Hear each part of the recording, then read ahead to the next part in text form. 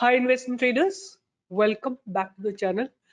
आज है 18 जुलाई 2025 और आज जब मार्केट खुला ना थोड़ा एक स्ट्रेंज चीज हुई। Nifty PSU bank was slightly positive, Nifty private bank was heavily down, right, almost like 350 points down था और निफ्टी वाज पॉजिटिव। और उसके चलते क्या हुआ है, because Bank Nifty was so open negative, it dragged the Nifty down. Now as an effect एक बार पहले देख लेते हैं कि कौन कौन से स्टॉक्स नेगेटिव थे। तो सबसे पहले आप देखो, एक्सिस बैंक जो है मैसिव गैप डाउन पे खुला था, अबाउट 5-6%।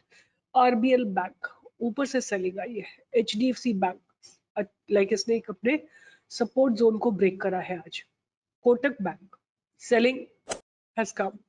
बैंक निफ्टी ने भी अपने पास बैरियर्स को ब्रेक करके आज क्लोजिंग दी है। तो आप देखो ये धीरे धीरे प्राइस जो है नीचे की तरफ शिफ्ट होता जा रहा है and this is not a good sign, right. Similarly आप निफ्टी को देखोगे, निफ्टी ने भी कंफ्यूजन दूर किया है और नीचे चलने की तैयारी में निफ्टी है, right.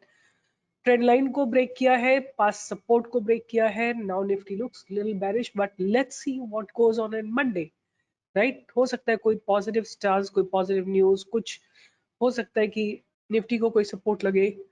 But as of now what I can see here कि निफ्टी जो है अपने एक सपोर्ट जोन को निफ्टी ने ब्रेक करा है, राइट।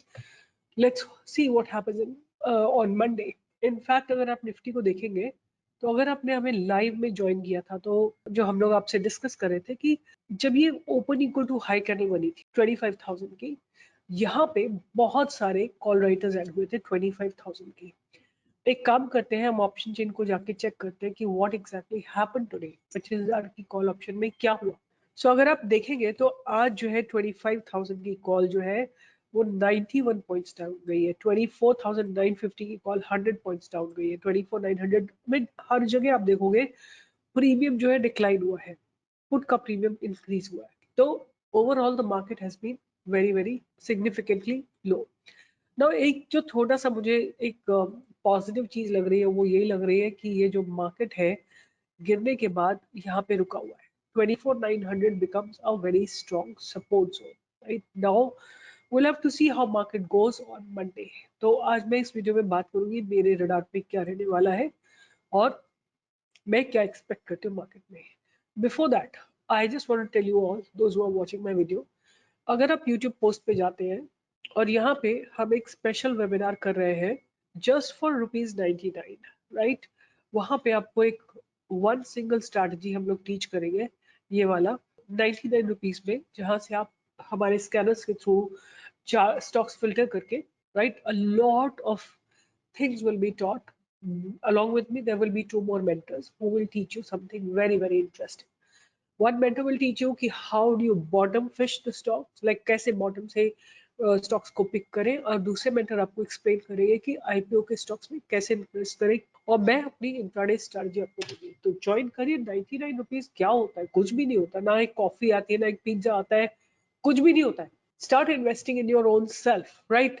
सो ₹99, इससे ज्यादा कुछ भी सस्ता नहीं हो सकता है। आप टीम से बात कर सकते हैं, आई एम श्योर यहाँ कहीं पे, यहाँ पे आप जाएंगे तो आपको यहाँ लिंक मिल जाएगा रेजर पे का, आप यहाँ से पेमेंट कर सकते हैं, आप इन नंबर्स पे कांटेक्ट भी कर सकते हैं।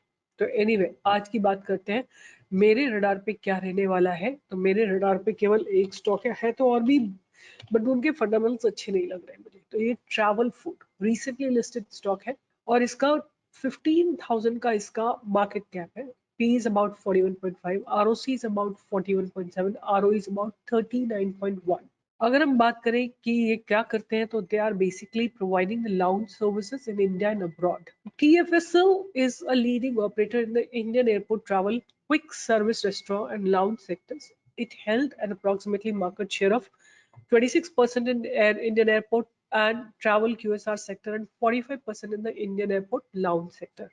अगर हम बात करें कि इनके पार्टनर्स कौन कौन से, KFC, Pizza Hut, Wagamama, Coffee Bean, Tea Leaf, Jamie Oliver's pizzeria, brioche और बहुत सारे इनके हैं। अगर हम पार्टनर्स ब्रांड से इनका रेवेन्यू देखें तो 54% है और इन हाउस ब्रांड से 45% है, राइट। अगर इनके ज्योग्राफिकल presence की बात करें तो March 2025 तक the company had a strong presence through its travel QSR and lounge businesses across 14 airports in India, 3 in Malaysia and 1 in Hong Kong.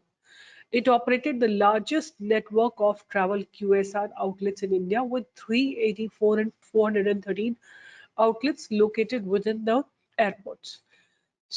एक बार फंडामेंटल्स बहुत सारे अवेलेबल नहीं होंगे, बट जो भी अवेलेबल है उसको पढ़ते हैं और फिर थोड़ा अपनी हेल्प एआई से लेते हैं. Company has good return on equity (ROE). Track record is 39.9% of three years.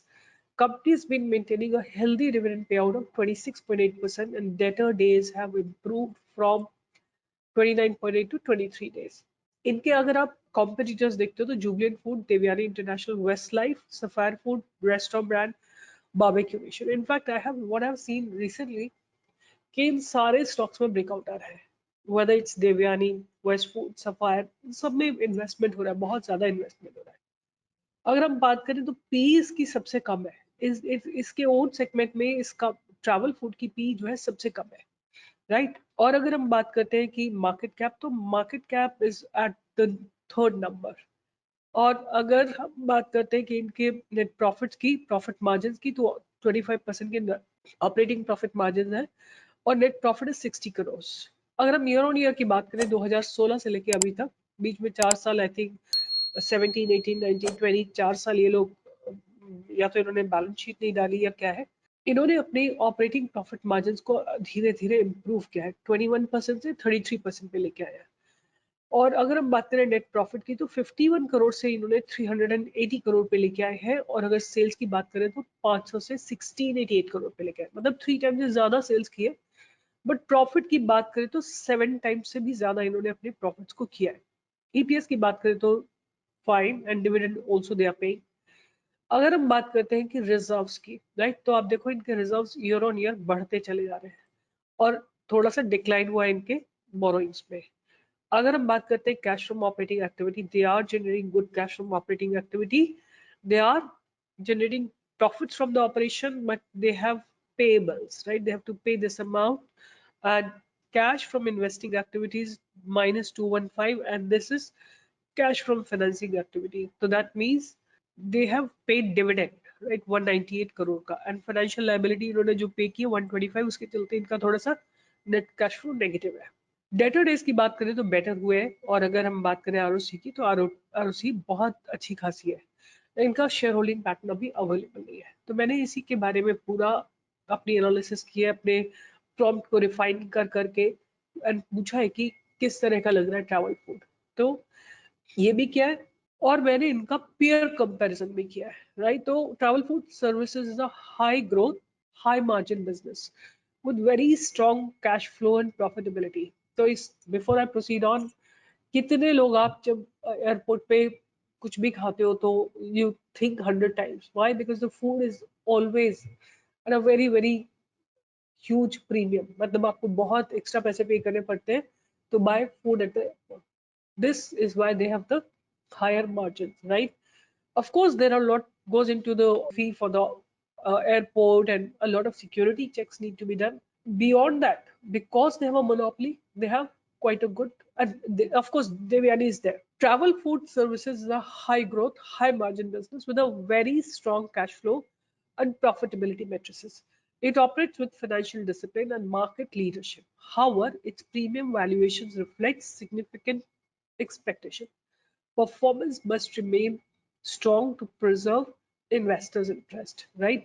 हमने इसका पेयर कंपैरिजन भी किया. अगर रेवेन्यू की बात करें तो 1687 था ट्रैवल का, जुबलिएंट फूडवर्क्स का था 8142 एंड ड्रीम फॉक्स का था 283. रेवेन्यू सीएजआर की बात करें तो 26% था, ड्रीम फॉक्स का था 29%. एबिटा मार्जिन बहुत बढ़िया था इसकी कैटेगरी में. नेट मार्जिन की बात करें तो वो भी बहुत बढ़िया थे. And EV by EBITDAs, that also is pretty reasonable. P is very reasonable compared to its peers. और PS ratio की बात करें तो which was also fine. अगर हम बात करते हैं key takeaways की, तो TFS shines with 33% EBITDA margins and 22% net margin and robust free cash flow.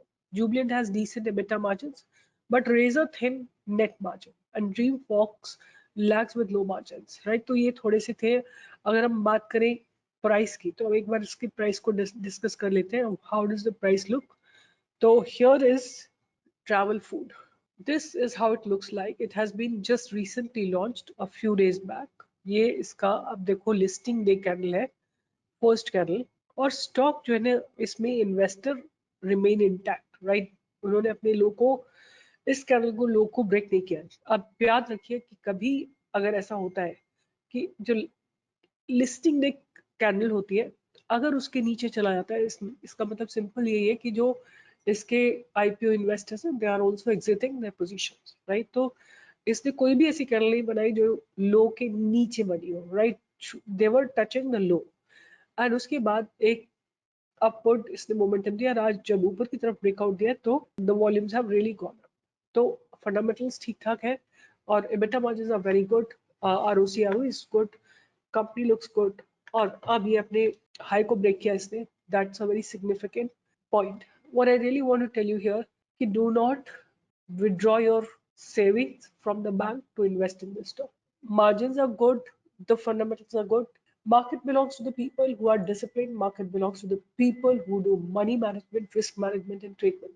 जो ये कुछ नहीं करते उनके लिए कुछ नहीं होता है, right?